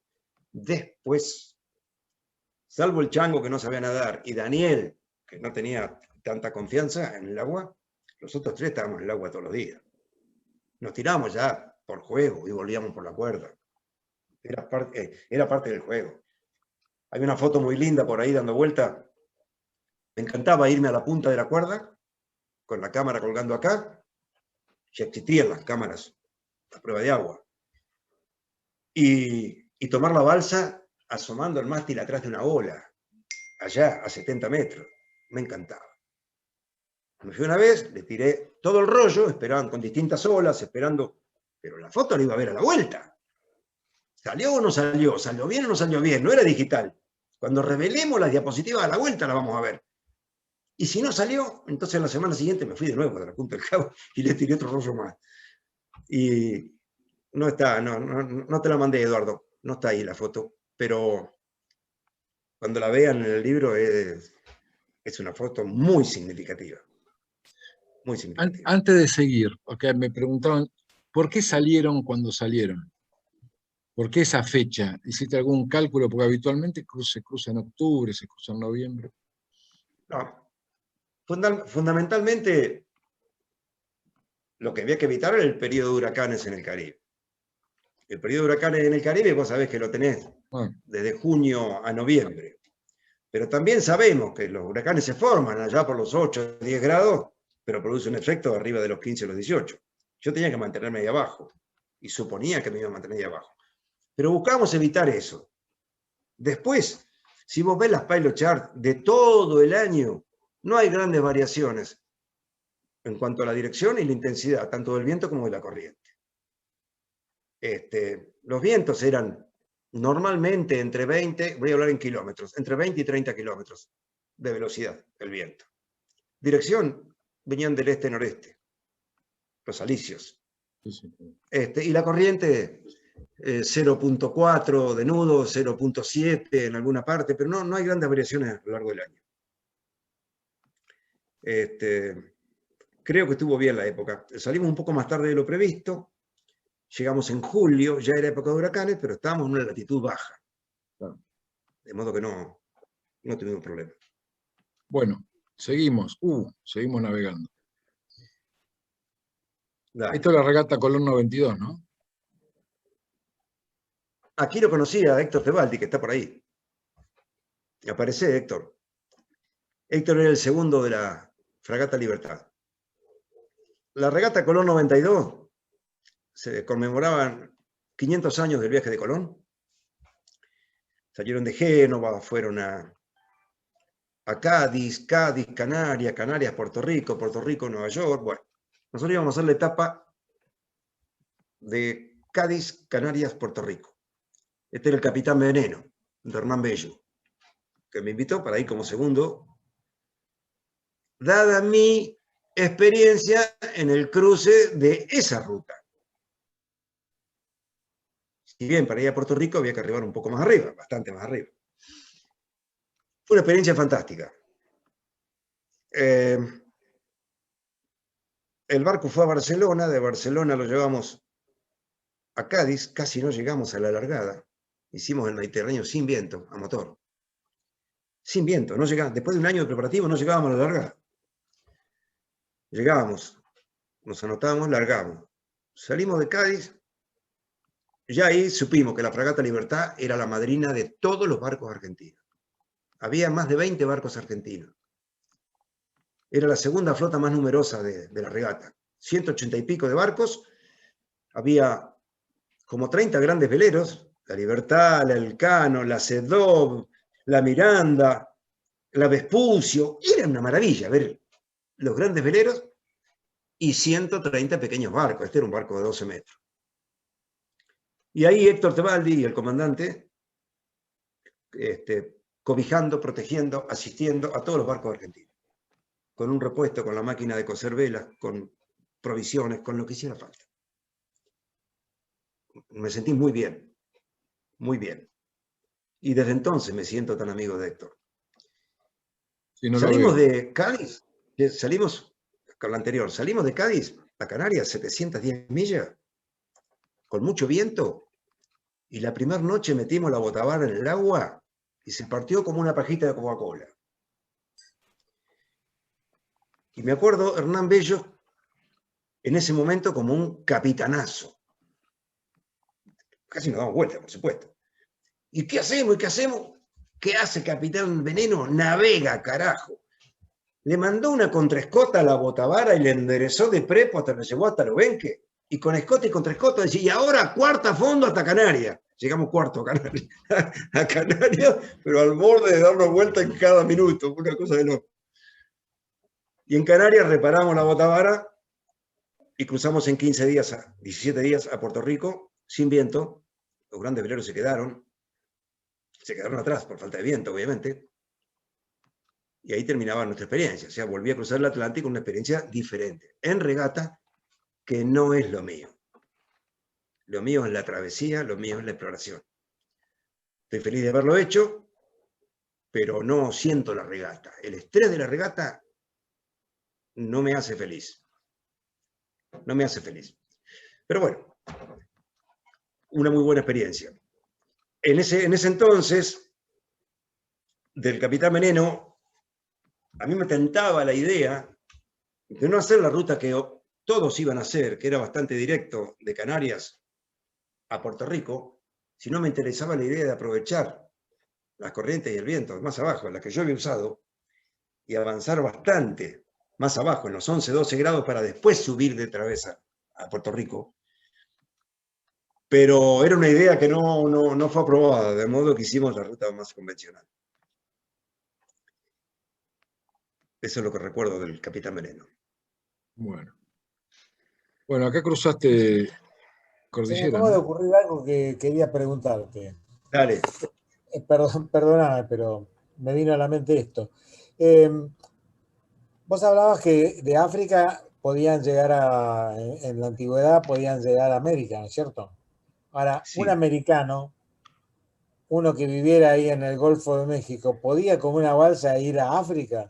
Siendo que la corriente... No creo. Es como No creo. imposible. O sea que el No creo. africano que iba no volvía. Por supuesto. Era camino de ida. Jamás sabremos cuántos vinieron. Pero los dioses, las pirámides, los motivos artísticos, los estilos artísticos hablan de una vinculación cultural entre pueblos africanos y pueblos americanos. La cabeza de Olmecas es lo más evidente, lo más visible, lo más irrefutable.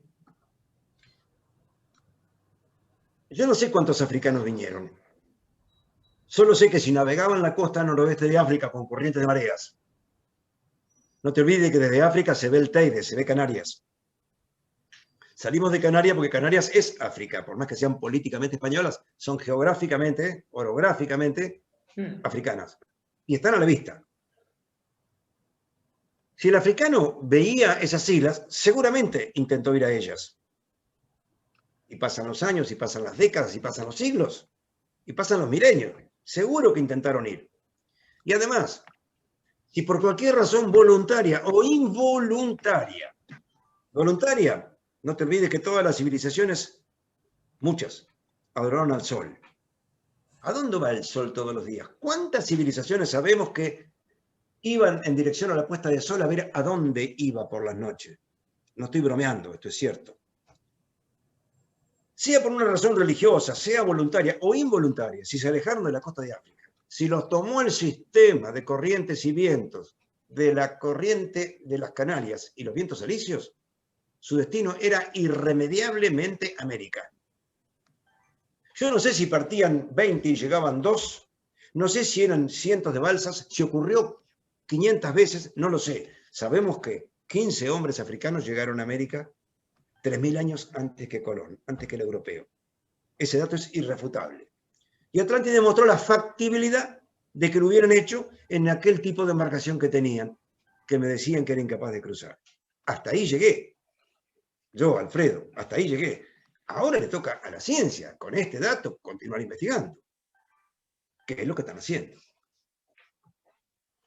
O sea, concretamente era un camino de ida.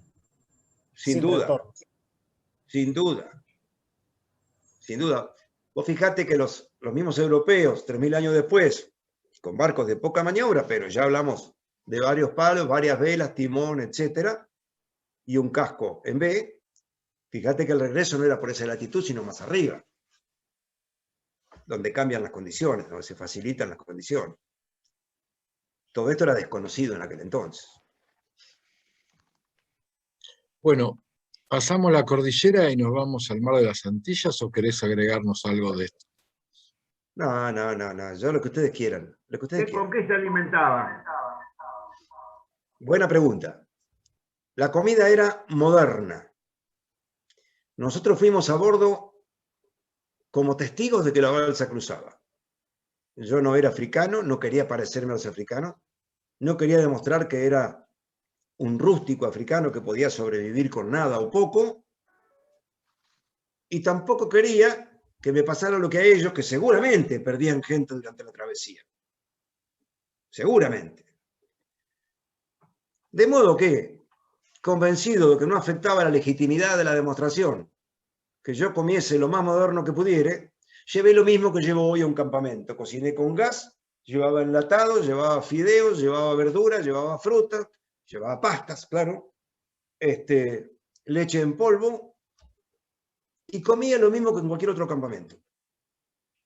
Y tenía medicinas modernas, y tenía equipo de radio, y tenía panel solar, pero todo eso no tenía nada que ver con el cruce de la balsa. ¿Se entiende? Así, eso comíamos. Llevamos agua y comida para 100 días, y duró 52. Llevamos elementos de medicina como para amputar una pierna, por ejemplo, o como para operar un apéndice. Y el médico que me escucha dice, este tipo es loco, si es abogado. Por las dudas, capitán y subcapitán nos sacamos los apéndices antes de la expedición. En julio del 83, fuimos a la clínica a sacarnos los apéndices, nos pusieron en fila, nos sacaron los apéndices. Juliana, por supuesto, aquel médico que me acompañaba desde la profesión en todas las expediciones. Y como iba algún apéndice a bordo, me vi algunas operaciones de apéndice, 2. Y tengo un machete plastificado de cómo sacar un apéndice. No es tan complicado. Se me puede morir. Esto iba a ser un caso de extrema necesidad. Cuando por radio los médicos me dijeron, o lo operás ya, o se te muere porque está haciendo una peritonitis, yo lo habría. Y con respecto a amputar una pierna, sí, claro, teníamos todos los elementos para la amputación. Teníamos para cortar todo. Teníamos para suturar todo. Y alguno me dice, pero vos sos loco. No, no soy loco, es que me corresponde en estos casos pensar que puede ocurrir. Que se me caiga el tipo del palo, que tenga una fractura expuesta en la pierna y que eso llegue a un punto en que si no corto se me va a morir. Yo la pregunta que me hago es, ¿quién estaba mejor preparado? ¿Nosotros con los elementos que contábamos y el asesoramiento que contábamos? ¿O el médico de Napoleón que amputaba piernas con algún conocimiento y sin ningún elemento? Seguramente estábamos mejor nosotros. No pude poner ni una inyección, me dispararon toda la balsa. Los otros no se dejaron poner ni una pizzicato, nada. O sea que como médico sigo frustrado. ¿Puedo preguntar algo? Claro. Alfredo, tú has hablado del tema de la cultura olmeca y eso. Y no dijiste nada de la similitud, por ejemplo, que hay entre las totoras del Titicaca y los barcos que tenían los egipcios. El diseño, el concepto. Sí. Sí. Es un tema que conozco por lecturas. Es bastante lógico. Todas las civilizaciones utilizaron los elementos que tenían a mano para hacer sus cosas, desde su casa a su vehículo. Todos los que estuvieron cerca del agua experimentaron el mojarse, el flotar, vieron flotar cosas, vieron cosas arriba de las cosas que flotaban, juntaron cosas que flotaban, ramas, troncos, juncos, lo que fuese, experimentaron y a lo largo de milenios se llegó a diseños como los que estamos hablando. Está bien. Es natural que la gente de la zona del Nilo, por poner un caso, sí. con la papiro cerca, lo habrán visto flotar, habrán visto un pájaro parado arriba de una vara de papiro, habrán visto algún animal más grande arriba de una vara más grande, habrán visto arriba de un puñado de varas algo más grande. De ahí a juntar cosas, ver cómo flota y cómo lo uso, no, es natural, es la historia del hombre. Sí. Y en el Titicaca no tenían papiro, tenían totora, pero la secuencia es la misma. Lo veo, lo experimento, lo desarrollo, y esto me lleva siglos y termino, yo pueblo tal, termino teniendo una embarcación que me soporta arriba. Es bastante natural. Está bien. Pero también puede haber sido algún egipcio que fue en la balsa y les enseñó a hacer las totoras. Fíjate que Thor Heyerdahl, que luego de Kon-Tiki hace el Ra 1 y Ra 2, años 69 y años 70, cruza de Safi, Marruecos, a Barbados, en un barco de papiro, copia de los egipcios, buscando demostrar que el egipcio pudo venir hace 5.000 años. El primer viaje no llega porque se le inundan los tallos de papiro, y hace un segundo intento corrigiendo la atadura y llega. Y para la construcción de ese barco, invita a un nativo del Titicaca, que tenía la técnica, aún hoy siguen aplicando esta técnica de construcción. Sí, ya estaba. De modo que la comparación es fácil, es obvia. Alfredo, por más que lo convinimos originalmente, viste que es muy difícil salir de Atlantis y seguir. ¿Dónde está la balsa ahora? Porque me preguntan para visitarla en algún momento. Mira, la balsa está acá en Dolores con un destino determinado. Está en Dolores porque nació en Dolores, pertenece a Dolores. La construimos en Mar del Plata porque acá no había un galpón donde hacerla. Esa es la realidad. Acá no conseguimos un galpón grande y lo conseguimos en Mar del Plata, la hicimos allá. Si no, lo hubiéramos hecho acá. Y Mar del Plata le dio el lugar, le dio toda la disposición, la generosidad de la familia Contesi y el astillero Contesi, donde estuvimos 5 meses ocupando gran parte del astillero y nunca perdieron la sonrisa y siguieron colaborando de todas maneras.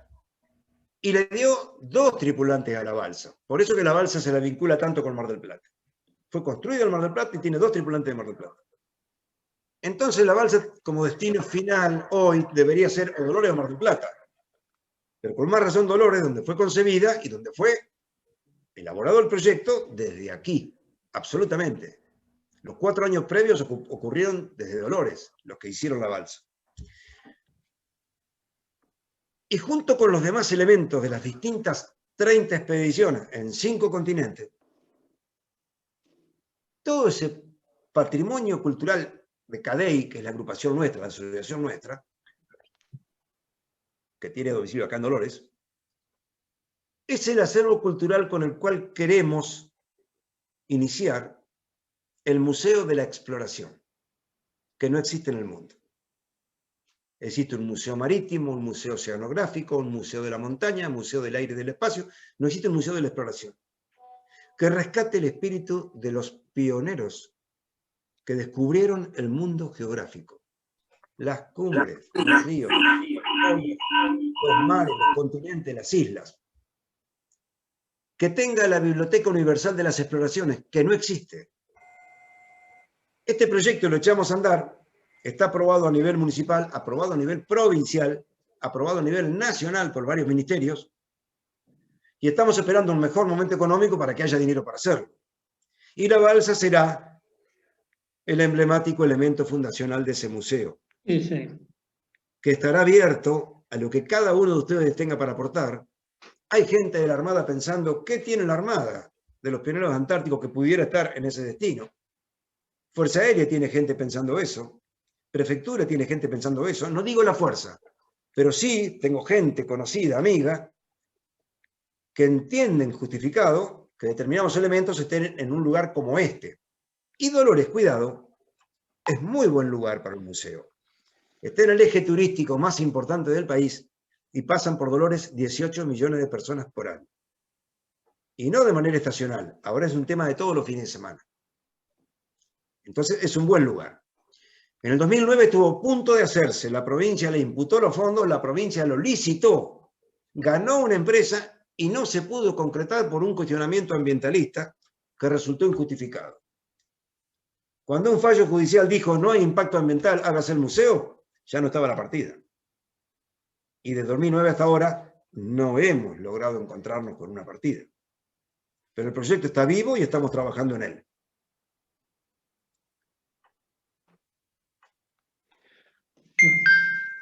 Bueno, estuvo en Mar del Plata, ¿no? ¿Perdón? En un tiempo estuvo en el Torreón. Estuvo 14 años en Mar del Plata después de la travesía. No, perdón, no fueron 14 años, fueron unos cuantos años. Hubo 14 proyectos de museo. Algunos anunciados oficialmente por algún intendente, otros por alguna entidad intermedia. Ninguno se concretó. Y la balsa estaba a la intemperie. Estuvo en la base aérea, en el hangar, hasta que un día me dijeron, Maragall nos pidió por unos meses un lugar del hangar. Han pasado años, está la balsa dentro y los aviones afuera. Y tuvimos que sacarla. El proyecto del Torreón no se concretó. Era un proyecto público-privado, no se concretó. Y en el año 99-2000 decidimos, basta. Tengo un galpón en Dolores, se va a Dolores. Lo informé a los muchachos y les dije, se va a Dolores y estuvieron de acuerdo, la trajimos. Y estamos trabajando para concretar ese museo, que no es el Museo de Atlantis, es el Museo de la Exploración.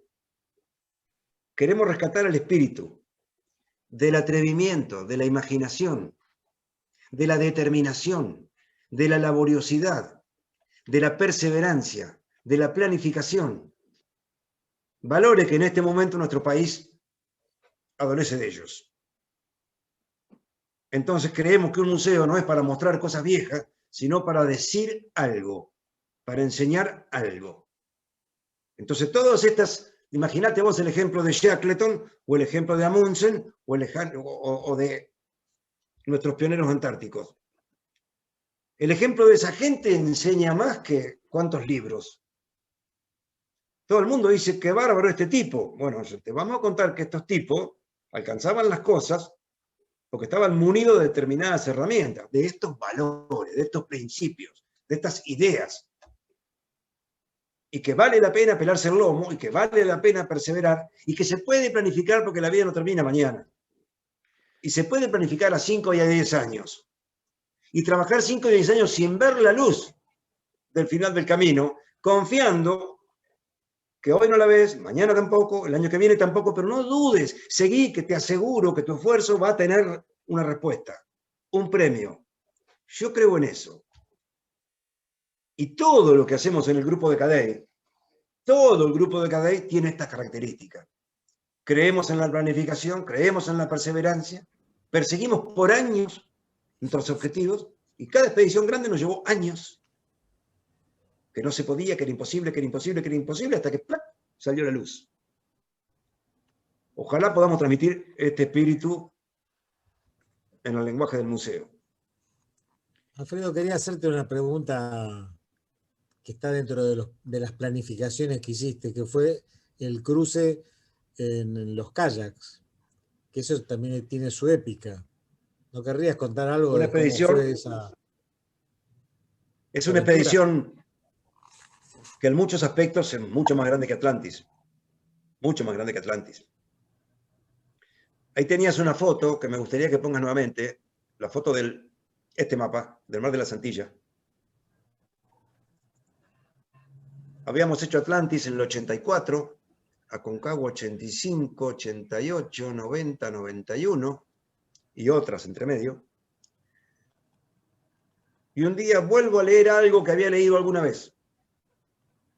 Cristóbal Colón, en sus notas después del tercer viaje, refirió que los habitantes del Golfo de Paria, el Golfo de Paria lo tienen a la vista, en Venezuela, Venezuela termina con un dedo índice, que es la península esta,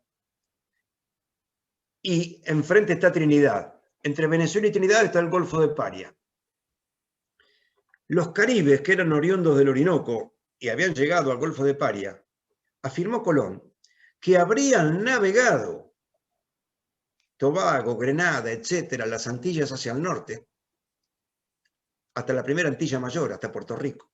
Habrían cruzado el Mar de las Antillas. Tenemos un micrófono por ahí. En sus botes de tronco ahuecado, con canaletes, con remos, y habrían atacado la Española, Haití. Cuando Colón afirmó esto está en los libros de Colón, dijeron que el almirante estaba tomando mucho o estaba loco, que era imposible. Fíjense en ese mapa, la corriente norecuatorial, los vientos alisios, los ven dibujaditos allí en flechas. Estas fuerzas, que son las que fueron favorables a la balsa, eran absolutamente cruzadas a la eventual ruta de una embarcación a remo hacia el norte. Y lo peor que hay para una embarcación a remo es el viento de través, la corriente de través. Más vale tenerlo en contra. Hago mucho kayakismo. Hace 23 años que hago el Encuentro Nacional de Kayak, una travesía de Dolores Clemente, que son 3 días de remo. Y te hablo con conocimiento de causa. No hay nada peor que el viento de través y la corriente de través. Entonces decían que Colón estaba loco. Yo leo esto y me quedó picando. Y en el año 96 volví a leer este dato. Y me picó el bichito. Y me puse a estudiar la geografía de las Antillas menores, que son las que tenemos en ese mapa, y me di cuenta que era posible, muy al límite, muy esforzado, muy jugado, Me pasé un año estudiándolo y en un cumpleaños del Vasco, me acuerdo que estábamos todo el grupo sentados en el pasto tomando mate, qué sé yo, o un vino, no me acuerdo qué era. Y le digo, Vasco, te traigo un regalo. ¿Qué me traes? Una expedición. ¿Qué vamos a hacer? Primero les digo, es una expedición. Éramos 15 varones en el grupo ahí. Todos habíamos estado en varias expediciones. Kilimanjaro, Aconcagua, Atlantis, qué sé yo. Buceo en mares en distintos mares. Esta es una expedición que puedo hacer con vos, Vasco, con vos, Horacio Yacaglia, que también había estado en la balsa, y con vos, José Luis Godoy, que eran del grupo los destacados por distintas características en materia de kayakismo. El resto lo aceptó, nadie más dijo yo también quiero ir, porque no hay en el grupo otros que tuvieran ese nivel de kayakismo. Y comenzó un proceso de estudio y me di cuenta que iba a precisar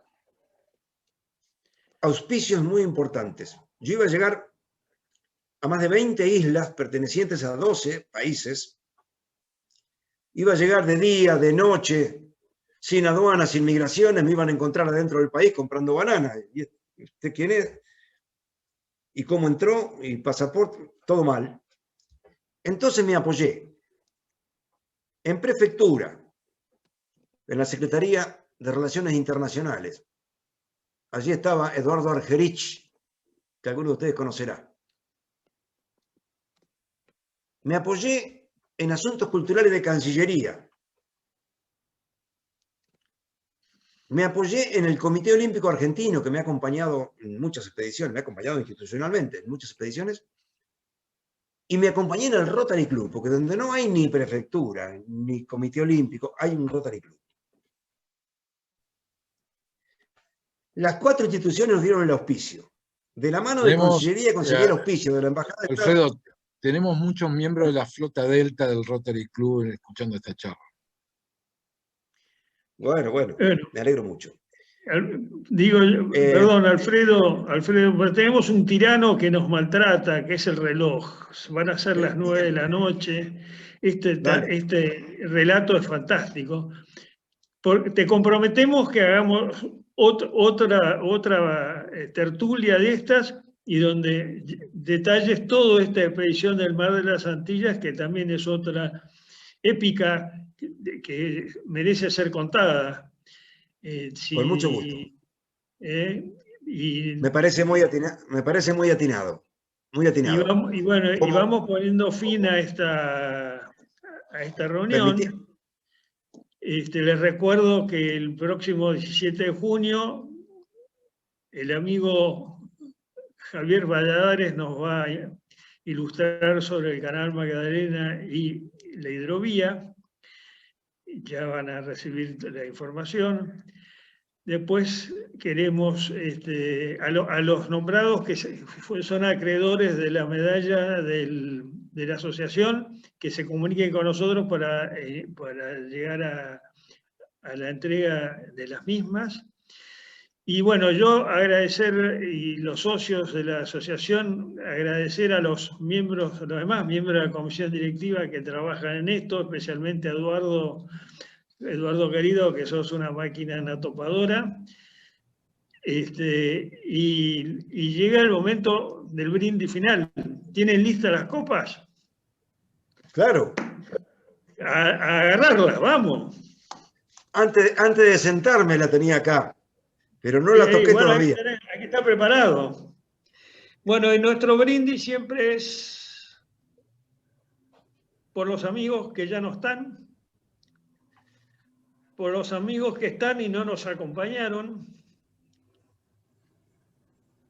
por la Fragata Libertad, la República Argentina y la aventura personal de todos nosotros. Felicidades, señores. ¡Salud! Salud. Gracias, Alfredo. Salud a todos. Salud y muchas gracias a ustedes por la charla. Muchas gracias, Alfredo. Extraordinaria.